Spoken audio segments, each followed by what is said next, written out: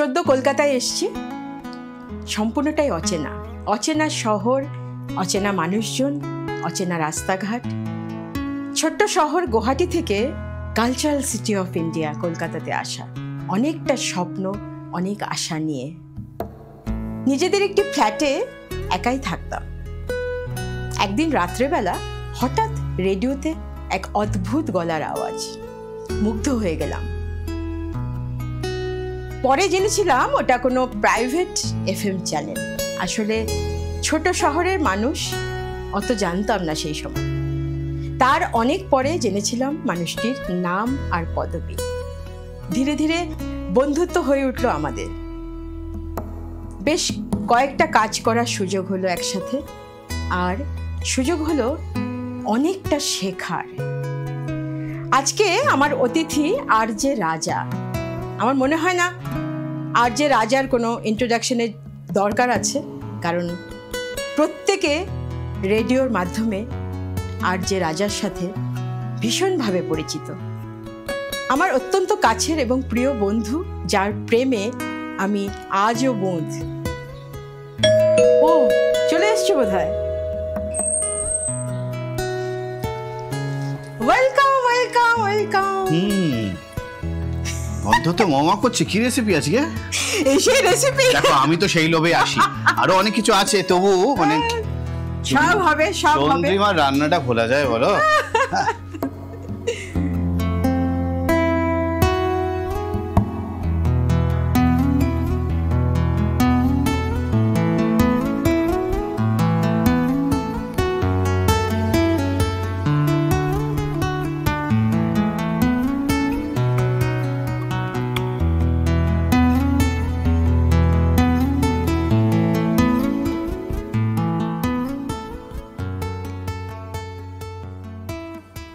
পেয়ে গেছো মনের মতো সাবজেক্ট। একদম। বই তো প্রিয়ই, তার উপর আবার শক্তি চাটুর্যে বলে কথা। আচ্ছা, ওই যে ওই জোকার, এটা কে তুমি করলে? আমি করলাম, হ্যাঁ। আমি আসলে এটাও বেশ লাগলো। এটা দেখো, বাংলাদেশে তোমরা সকলেই গেছো একবার করে, তো বাংলাদেশে গিয়ে ইন্সপায়ার হয়ে আমি এই রিক্সাটা তৈরি করি। রিক্সাটা ছিল, আমি পেন্টিংটা আমার করা, মানে ঢাকা শহরে। হ্যাঁ, ঢাকা শহরের রিক্সা। খুব সুন্দর। এত সময় পাও কি করে, আমি মাঝে মাঝে ভাবি। আসলে কি বলতো, ইচ্ছে থাকলে সব হয়। ঠিকই, আমার যেমন ইচ্ছে হলে এখানে আসতে ইচ্ছে করে। একদম। তার কারণ হচ্ছে এত বইপত্র, এত জিনিস, খাবার দাবারটা তুলে রাখলাম। এছাড়াও তুমি মানে সত্যি বলছি, তুমি অত্যন্ত গুণী একজন মানুষ, এবং কি বলবো, আড্ডাটা আমাদের দারুণ হয়। এবং আমি প্রথম দিন থেকে কলকাতায় যখন প্রথম শহরে আসি, একটা অদ্ভুত সুন্দর ভয়েস, সেটা জানতাম না, চিনতাম না। তারপরে যখন আস্তে আস্তে জানলাম, তখন এত এত ইন্সপায়ারিং তোমার কাজ, তোমার প্রত্যেকটা স্টেজে অলমোস্ট আমি ছিলাম, প্রত্যেকটা কাজে। তোমার সাথে বেশ কয়েকটা স্টেজ করলাম, অনুষ্ঠান, এবং সব মিলিয়ে আমরা কিন্তু খুবই বন্ধু হয়ে উঠেছি। এবং আমাদের মাঝখানে গুলজার, একদম, এটা একটা কমন সাবজেক্ট। আচ্ছা, বলছি, তোমার তো কলকাতা শহরে জন্ম, তুমি তো প্রিভিলেজ যে তুমি একটা কালচারাল সিটি অফ ইন্ডিয়াতে তোমার জন্ম। একটা বদনাম আর কি। আমি একটা ছোট্ট শহর গুয়াহাটি থেকে আসা। তোমাকে একটু জানতে চাইবো যে তোমার ছোটবেলাটা কেমন, কলকাতা কেমন ছিল সেই সময়?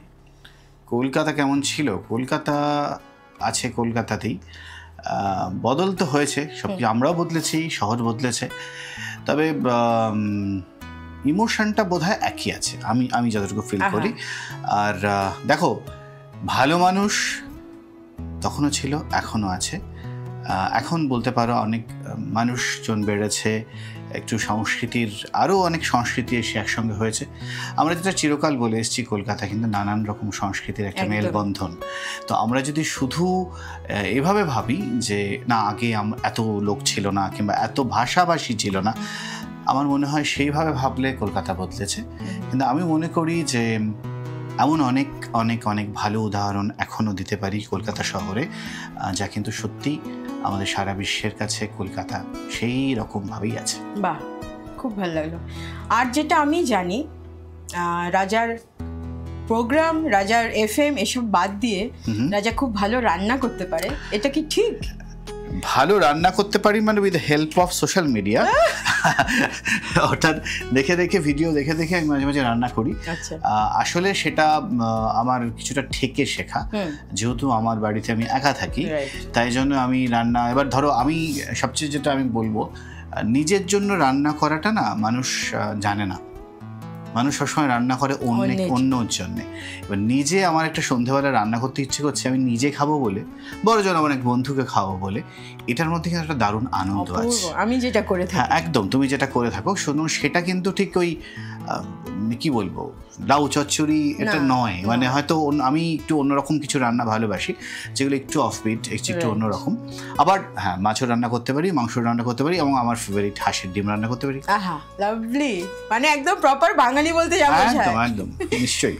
আরেকটা যেটা হচ্ছে সেটা হচ্ছে যে আমার আর তোমার মধ্যে বেশ একটা কমন, মানে অনেক কিছুই কমনের মধ্যে আরেকটা কমন, যে আমরা দুজনেই একা থাকি। কারণ তোমারও আনফর্চুনেটলি প্যারেন্টস এই মুহূর্তে তোমার সাথে, আমরা জানি কোথাও না কোথাও আছে, বাট আমাদের আশেপাশে নেই, এবং আমারও সেটা। আমি একা থেকে কিন্তু মনে করি না, একদম এটা মনে আমিও করি না, একদম না। কিন্তু এক এক সময় তো হয় যে তোমার মনে হতে পারে যে আজকে যদি মা দেখতেন এই বিষয়টা, বা সেটা সবসময় তোমার মনে হবে যে কোনো প্রিয় মুহূর্ত, প্রিয় কিছু অ্যাচিভমেন্ট করলে বিশেষ করে মনে হয়। আর যদি মন খারাপ হয় তখন মনে হয়, আর জ্বর হলে মনে হয়। জ্বর হয় না। আজকে তোমার জন্য আমি স্পেশাল কিছু বানিয়েছি। তাই? চলো, এতক্ষণ ওয়েট করে রেখেছো কেন তুমি? না, আমরা একটু চা খাবো আর একটু আড্ডা দেবো। হ্যাঁ, আমার একটা ডিমান্ড আছে, গানও শুনবো আমরা। আহা, আমি তো একটু কবিতা শুনবোই। এই কবিতার আর এই গলার প্রেমেই তো আজকে তুমি এখানে। আমি তো প্রেমে পাগল। এত প্রেম কোথায় রাখি আমি বুঝতে পারছি না। তা আপাতত আমার খিদে পেয়েছে। দেখো, আমরা তো সবকিছু ভালোটা খুব ভালোবাসি। আজকে তোমার জন্য কিন্তু আমি একটা স্পেশাল কিছু বানিয়েছি। না, সেটা তো আমি অনেকক্ষণ থেকে শুনতে পাচ্ছো, না বললেও আমি জানতাম যে তুমি বানাবে। হ্যাঁ, তো আমার না, প্রত্যেক বাড়িতে এসে কিছু না কিছু খাও। আর একটা বিষয় হচ্ছে যে প্রিয় মানুষরা আসলে পরে একটু বানাতে ভালো লাগে নিশ্চয়ই। আর তোমাকে একটু ট্রাই করাই, তুমি একটু দেখো। This is a chocolate cookies, আমি কালকে বেক করেছি তোমার জন্য। ঠিক আছে, দুটোই এনাফ। হ্যাঁ, তুমি দেখো, চায়ের সাথে আমার মনে হয় খুব ভালো যাবে। তুমি এই যে এত যে সুন্দর ঘর গোছাও, এটা কি মানে তোমার শখ ছিল ছোটবেলা থেকে? ছোটবেলা থেকে, হ্যাঁ, মানে মায়ের তো একটা আর্টিস্টিক সেন্স নিয়ে আমিও বড় হয়েছি। তবে সত্যি কথা বলতে কি, খুব সাধারণ পরিবারের মানুষ, অত তো সাধ্য ছিল না আমার মায়ের। তার মধ্যে চেষ্টা করতেন যে কিভাবে সুন্দর করে থাকা যায়, সেটাই আমার মধ্যে এনহ্যান্স করেছে। এবং পরবর্তীকালে দেশ বিদেশ সব জায়গায় ঘোরার ক্ষেত্রে আমার যেটা হচ্ছে যে প্রচুর জিনিস এরকম কালেক্ট করতে করতে করতে করতে আজকে এই জায়গায় এসে দাঁড়িয়েছে বিষয়টা। আর আমার আসলে সব কিছুই ভালো করতে খুব ভালো লাগে। নিশ্চয়ই। मेरे घर के आंगन में छोटा सा झूला हो, संधे संधे मिट्टी होगी, लेपा हुआ चूल्हा हो, थोड़े थोड़े आग होगी, थोड़ा सा धुआं। তারপরটা थोड़ी थोड़ी आग होगी, थोड़ा सा धुआं, दिन को काबस एक आशिया, थोड़ी सी जमीन। এভাবেই কিন্তু স্বপ্ন সত্যি হয়। একদম, যেখান থেকে তুমি শুরু করেছো আজকে এত সুন্দর একটা, মানে সত্যি এখানে না আসলে কেউ বুঝতে পারবে না যে এত সুন্দর করে সাজানো, সবসময় টিপটপ। ভালোবাসি। আরেকটা জিনিস, আমি তো প্রত্যেকের তোমার কাছ থেকে, প্রত্যেকের কাছ থেকে আমি মনে করি যে বেস্টটা কি পাওয়া যায়। তো আমার যেটা মনে হয় যে এত ট্রাভেল করি, প্রত্যেক দিন এয়ারপোর্টে যখন যাই, সে ভোর 4টেই হোক কি দুপুর 2টো, দারুণ ভালো লেগেছে। তোমার ফেভারিট চা তো রাত 2টোর সময় আমি ধরো এয়ারপোর্টে, আমি দেখছি প্রত্যেকটা ক্যাবিন ক্রু একদম পারফেক্টলি, মানে টিপ টপ, অপূর্ব সুন্দর, কোথাও কোনো মানে খামতি নেই। সেটা কি করে সম্ভব? প্রত্যেকেই তো আমরা মানুষ, আমাদের তো দুঃখ কষ্ট যন্ত্রণা সবই থাকে। এই যে শো মাস্ট গো অন কথাটা যে বলে, এটা কিন্তু খুব প্রাসঙ্গিক মনে হয় আমার ওদেরকে দেখলে। কারণ সত্যি কথা বলতে কি, প্রত্যেক দিন কিন্তু একটা লোকের সেম হয় না, কিন্তু ওরা কিন্তু ওদের কাজটা এত অপূর্ব সুন্দর করে করে, এটা একটা শেখার বিষয়। নিশ্চয়ই। মানে আমরা একটা কথা বলি, সে হচ্ছে সুইচ অন না সুইচ অফ। তো একটা খুব ভালো কোট পড়ছিলাম যে তোমার দুঃখগুলোর মতো তোমাকে দেখতে হওয়ার দরকার নেই। আহা, একদম। অর্থাৎ তোমার দুঃখ যেরকম দেখতে তুমি একটা নিজের বেশ বাস করে নিলে সেরকম, তার তো কোনো প্রয়োজন নেই। দুঃখ জায়গা থাক, তোমাকে দেখতে যেন অন্যরকম লাগে। ঠিক। তো সেটা হলে তুমি দেখবে যে সুইচ অন সুইচ অফ মোডটা যদি করতে পারো, profession is a different thing. সেখানে আমার যা কাজ সেটা আমার কাজ, আমার পার্সোনাল ইমোশন সেখানে আনলে মুশকিল, তাই না? এই তো, এগুলোই তো শিক্ষা। তুমি এটা ট্রাই করো। হ্যাঁ, খাচ্ছি। আর তোমার এই মুহূর্তে কি কি কাজ একটু শুনি আমরা। আমার কাজ বলতে কবিতা নিয়ে কাজ তো চলতেই থাকবে। আমি একটা নতুন ফর্ম খুঁজি সব সময়, নতুন একটি ছেলে মিউজিশিয়ান বলবো। আচ্ছা। ও একদম বাচ্চা ছেলে, ও আমাকে সঙ্গে এখন কাজ করছে, প্রথমবার আমরা কাজ করছি। আচ্ছা। এখন জানি না সেটা কি দাঁড়াবে, সবাই তোমরা দেখে বলবে। যদি সেটা ভালোভাবে কিছু হয়। তোমার প্রত্যেকটা অনুষ্ঠানে একটা থেকে এক একটা আলাদা, সেটা আমার ভীষণ ভালো। হ্যাঁ, মানে একই রকম আমার ভালো লাগে না। একদমই তাই। সেই আলাদা হওয়ার সোর্সে কিন্তু আজকে এই এপিসোডগুলো যে আমি করছি, আমার যেন মনে হচ্ছে যে আমি নিজে অনেক বেশি রকমভাবে দেখাতে পারবো বলবো না, আমি নিজে আরো বেশি জানছি আর কি। কারণ প্রত্যেকটা জানার বিষয়, আর নিজেকে জানাটা সব থেকে বেশি ইম্পর্টেন্ট। যে কোথায় তুমি কতটা যেতে পারো, কোথায় তোমার লিমিটেশনস বা কোথায় তোমার বস, এই যে ব্যাপারগুলো, সেটা যত শেখা যায় তত মানুষ কমপ্লিট হয় বলে আমার মনে হয়। তো তুমি এত বছর ধরে প্রফেশনালি এরকম একটা জায়গায় আছো, প্রত্যেক দিন তুমি এত লোক, এত প্রত্যেকদিন নতুন অভিজ্ঞতা। এটাই। তুমি যদি ভাবো আমি খুব পুরনো, হ্যাঁ, তাহলে কিন্তু মুশকিল। মানে প্রত্যেকটা দিন ফ্রেশ, সেটা আমাদের লাইফেও তাই। তুমি যদি চাও, ইউ ক্যান রিস্টার্ট। রাইট, খুবই ইম্পর্টেন্ট একটা বিষয়। একদম। তো আমরা কি গান শুনবো? দেখো, গান তো মানে গানই তো জীবন, গান ছাড়া তো কিছু হয় না। ঘুম থেকে উঠেই আমার একটা আছে, অ্যালেক্সা বলে আজকাল, নিউজেন। তো অ্যালেক্সাতে আমি চালিয়ে দিই হচ্ছে তোমার কোনো স্তোত্র অথবা তানপুরা। এবার তানপুরাটা চালালে কি হয়, তোমার সারা ঘরে একটা, তুমি যে স্কেলটাই করো আর কি রেয়াজ, তো অটোমেটিক্যালি রেয়াজটা অটোমেটিক হতে থাকে আর কি, গুনগুন করি ভেতরে প্রপারলি না বসেও কিন্তু রেয়াজ হয়। মানে প্রত্যেকটা মানে কানটাই তো আসল, তো সেই কান দিয়ে শুনে একটা পজিটিভ ভাইব তৈরি হয় ঘরের মধ্যে। তো সেইগুলো করি। তোমার সকাল থেকে তোমার মানে কিরকম কাটে তোমার অফিস? আমি হচ্ছে সকালের মানুষ খুব একটা নই। আচ্ছা। যদিও আমি একটা মর্নিং শো করি, কিন্তু আমি রাত ভালোবাসি, প্রচন্ড রাত ভালোবাসি, রাত জাগতে ভালোবাসি, রাত জেগে পড়াশোনা করতাম, সবকিছু রাতে। আমার রাত জেগে আড্ডা দিতে খুব ভালো লাগে, গান শুনতে খুব ভালো লাগে, যা কিছু করি সবকিছু রাতেই বেশি ভালো লাগে। সেই কারণে আমার উইকেন্ডটা খুব ভালো লাগে, যেহেতু এরকম যদি হয় যে কাল সকালে একটু দেরি করে উঠতে এরকম আর কি। আর এমনি অফিস যাওয়া 9টা থেকে? হ্যাঁ, মানে সকালবেলা মোটামুটি রেডি হয়ে, আমি খুব তাড়াতাড়ি রেডি হতে পারি, আমার অত সময় লাগে না। তো করে ব্যাস খাওয়া দাওয়া করলাম, চলে গেলাম। দারুণ। আর এই সারা শহরে তোমার কত স্মৃতি, এই যে পুরো বিষয়টা প্রচুর। সেটা দেখো, এক একটা গান কিন্তু সবচেয়ে বড় স্মৃতি। মানে এক একটা গান তোমাকে এমন ঘটনা মনে করিয়ে দেবে, বা এক একটা জায়গা, কোনো একটা রেস্টুরেন্টের কোনো একটা চেয়ার, যে চেয়ারটা তোমার মনে হবে ওখানে ও বসেছিল, এখন হয়তো সে নেই। কিন্তু আমাদের শহরে প্রচুর স্মৃতি আছে আমাদের। এবং সবচেয়ে একটা জিনিস শেয়ার করি, সেটা হচ্ছে যে অনেক সময় দেখবে মানুষ মারা যায়, মানুষ মারা গেলে আমাদের দুঃখ হয়। তুমিও অনেককে হারিয়েছো, আমিও অনেককে হারিয়েছি। তার থেকে বেশি দুঃখ কি জানো তো, যেটা শহরে আছে কিন্তু কথা বলে না। একদমই। মারা যাওয়াটা তুমি একটা সময় মেনে নিতে বাধ্য, কিন্তু এমন অনেক আমাদের বন্ধু বান্ধব আছে, বা কোনো একটা কারণে, হয়তো কোনো একটা কারণে, আমি ঠিক জানি না, সেটা হতেই পারে আমার ফল্ট, সেটা হতে পারে কারোর ফল্ট নয়, কিন্তু তারা কথা বলে না। তো এই জিনিসটা আমার আরো বেশি আমাকে খারাপ লাগানোতে আনে। তার কারণটা হচ্ছে, আমার মনে হয় যে এইটুকুই তো জীবন, এখনকার যা জীবন কতদিন আছে, তো সেখান থেকে দাঁড়িয়ে যদি একটা জিনিস মিটিয়ে নেওয়া যায়, আমার মনে হয় ভালো হয়। সেটা ঠিক। আরেকটা খুব কন্ট্রোভার্সিয়াল বলবো না, খুব আনন্দের এবং খুব আদরের সাবজেক্ট হলো প্রেম। নিশ্চয়ই। তো তোমার একটু ভালোবাসা বা প্রেমিক বা এই জাতীয় তোমার ভালোবাসার একটু গল্প শুনি। প্রেম ব্যাপারটা না, মানে আমার মনে হয় প্রেম ব্যাপারটা একটু পারস্পরিক হলে ভালো হয়। অর্থাৎ আমার প্রেম জাগলো, সেটা আমাকে জানাতেই হবে, সেটা পেতেই হবে, এই ব্যাপারটাকে প্রেম আমি বলি না। আচ্ছা, মানে প্রেম ব্যাপারটা মানে একটা ফিলিংস দুজনের তো হতে হবে। মানে আমার একার হতেই পারে, কিন্তু আমি বলবো সেটা খুব গ্রেসফুল হয়, সেটা খুব মানে কি বলবো, মানে আমি প্রেমটাকে রেসপেক্ট করবো তখন যখন তুমি একটা দূরত্ব রেখে তুমি প্রেমটা জানাও।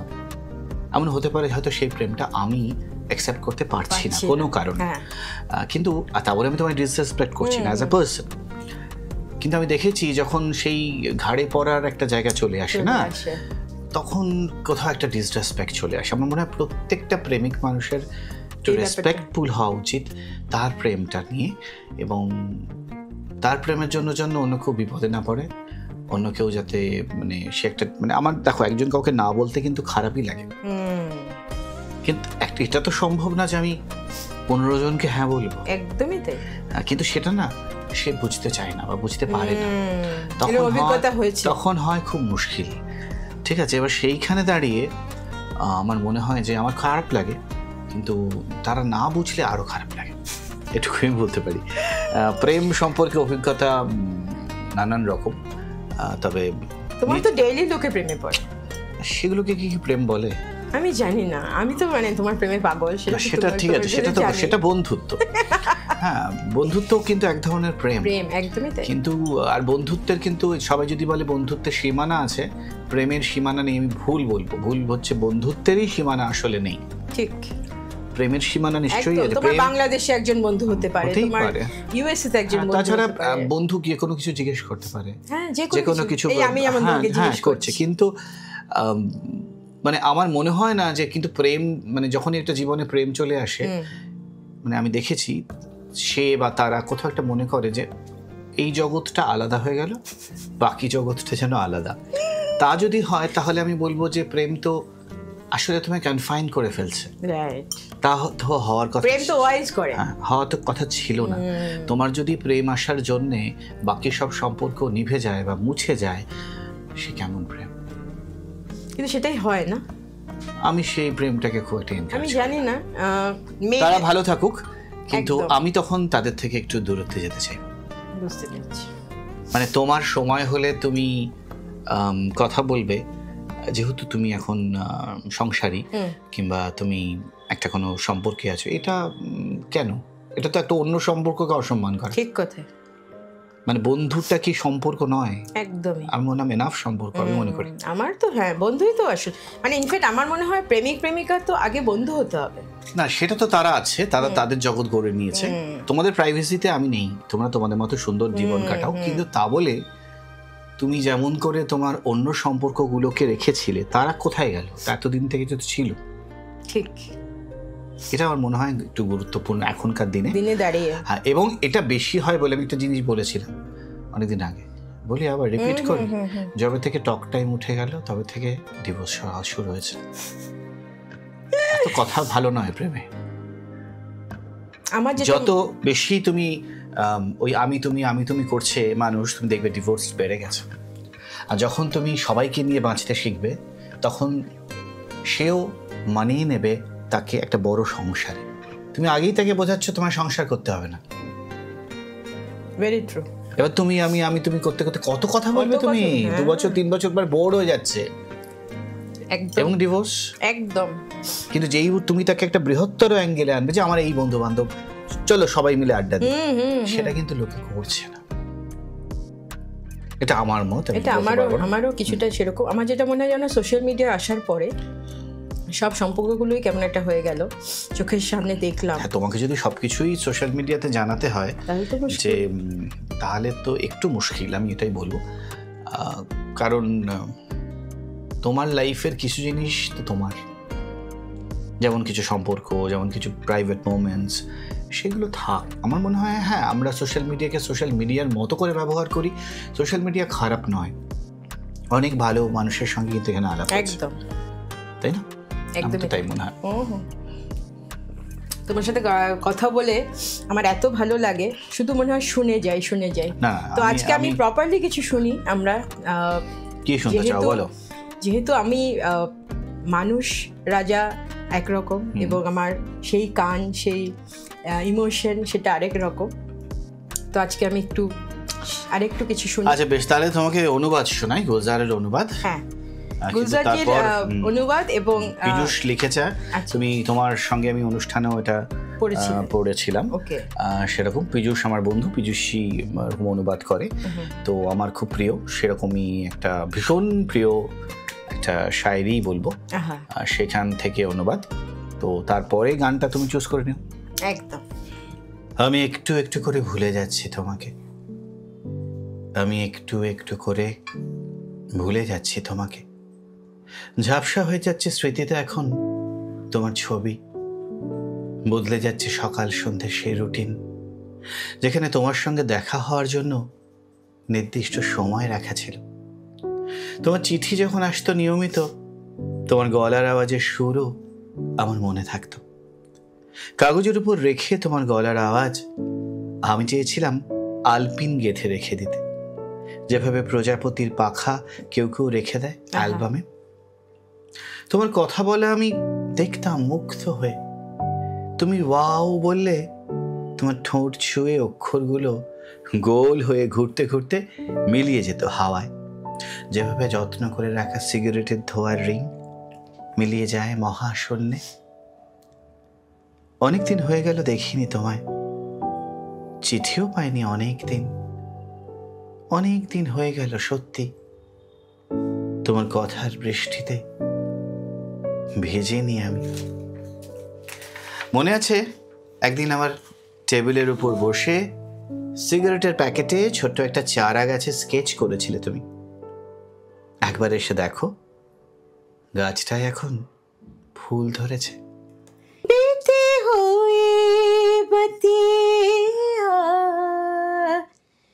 कोई दोहराए भूले हुए नामों से, कोई तो बुलाए चाँद ओ